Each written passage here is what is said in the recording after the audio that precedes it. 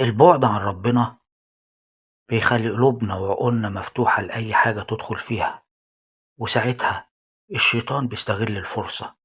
البعد عن ربنا مش بس ضعف في الإيمان، ده كمان بيخلّينا نفس فاضية، والشيطان بيحب يدخل في الفراغ، يوسوس ويغري ويبعدنا أكتر وأكتر.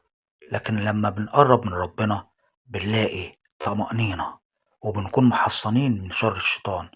علشان كده القرب من ربنا مش اختيار، ده أمان ونجاة وسكينة.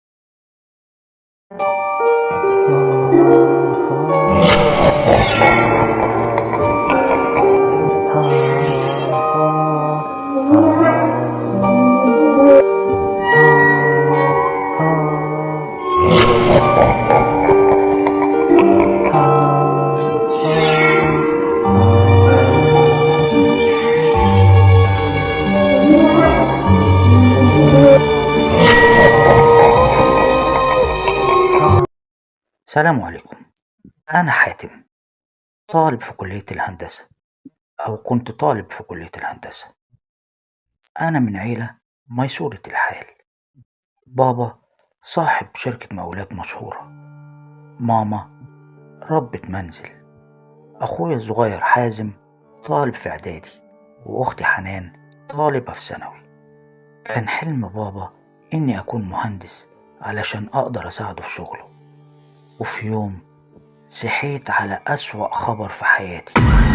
بابا كان مسافر والعربية اتقلبت بيه ومات هو والسواق. ومن اللحظة دي حياتي كلها اتغيرت، وفجأة لقيت نفسي في مسؤولية كبيرة، أمي وإخواتي وشغل أبويا. لكن للأسف أنا ما كنتش قد المسؤولية دي.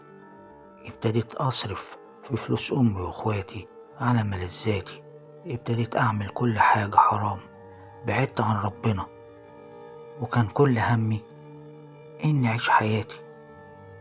مشاكل كترت بيني وبين أمي، اتحولت لشخص أناني ما بيفكرش غير في نفسه. حياتي اتقلبت، ليلي بقى نهار ونهاري بقى ليل. بقيت أسهر طول الليل وأنام بالنهار. وفي ليلة وأنا سهران لمحت بطرف عيني في المراية الكبيرة اللي على باب الدولاب انعكاسي في المراية ثابت مش بيتحرك. وقفت بسرعة قدام المراية، رفعت ايدي لفوق، ولكن انعكاسي ثابت زي ما هو.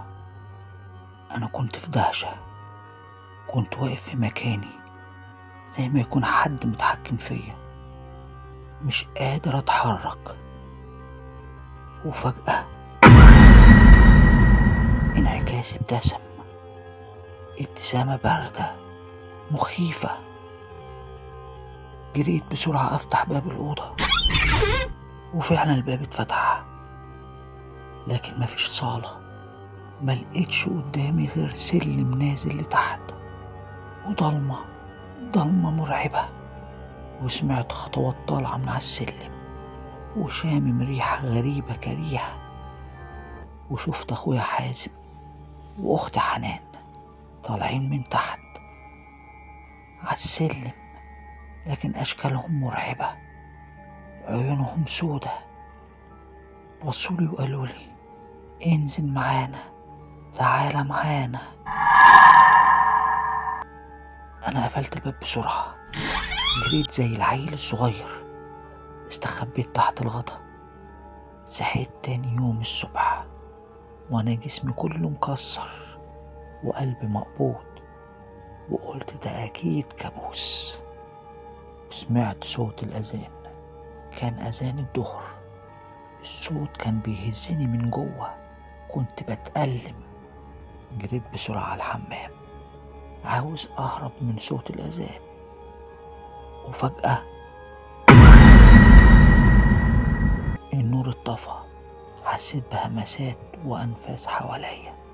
سمعت صوت في ودني بيقولي لازم تبعد، لازم تبعد، انت دلوقتي مننا. فتحت الباب بسرعة وجريت على اوضتي.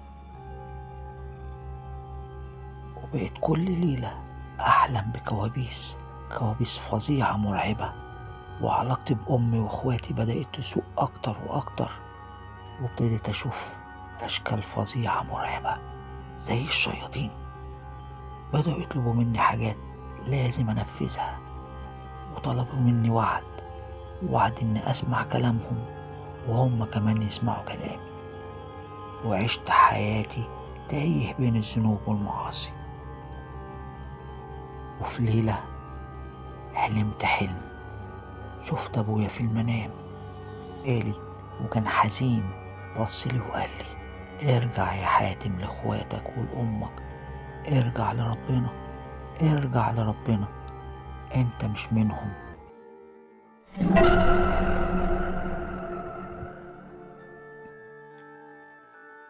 صحيت من النوم وانا كان عندي احساس اني اروح الجامع، لكن كانت حاجة من جوايا بتمنعني. كنت حاسس بتقل في رجلي، حاسس ان خطواتي تقيلة. وفعلا وصلت للجامع، دخلت علشان اتوضى، مش عارف اتوضى، زي ما كنت ناسي. لكني حاولت مرة واتنين وتلاتة، رحت علشان اصلي وادعي لابويا، لكن مش عارف اصلي. وفي اللحظة دي انا بكيت بصوت عالي. الناس اللي حواليا سمعوني وكانوا بيبصوا عليا. جالي شيخ الجامع وسألني: مالك يا ابني؟ حكيت له على حكايتي. الشيخ بصلي وقال لي إن أبويا جالي في المنام علشان يوجهني، وإن دي رسالة من ربنا ولازم ألحق نفسي. خرجت من الجامع وأنا عندي عزيمة وإرادة إني أحسن من نفسي وأصلح علاقتي بأمي وأخواتي وألحق نفسي قبل فوات الأوان. لكن هما ما سابونيش، كانت الأصوات والهمسات بتزيد، الكوابيس بتزيد أكتر وأكتر. لكن الحمد لله، وأنا بحكي لكم دلوقتي حكايتي، أنا مواظب على الصلاة، مواظب على قراءة القرآن، علاقتي بأمي وأخواتي اتحسنت، شغل أبويا الحمد لله بقى أحسن دلوقتي. بحاول أرجع لدراستي وأكمل تعليمي وأحقق حلم أبويا. القرب من ربنا هو النجاة.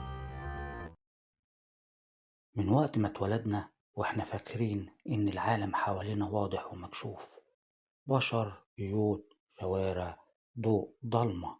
لكن الحقيقة احنا مش لوحدنا، حوالينا كيانات بتعيش بينا، مش شرط تشوفها بس هي شايفاك، بتراقبك، بتتغذى على خوفك، ضعفك، وبعدك عن ربك. الجن مش خرافة، دول مخلوقات ربنا خلقها قبلنا، ليهم عالمهم، ليهم قوانينهم، وليهم أنواع كتيرة.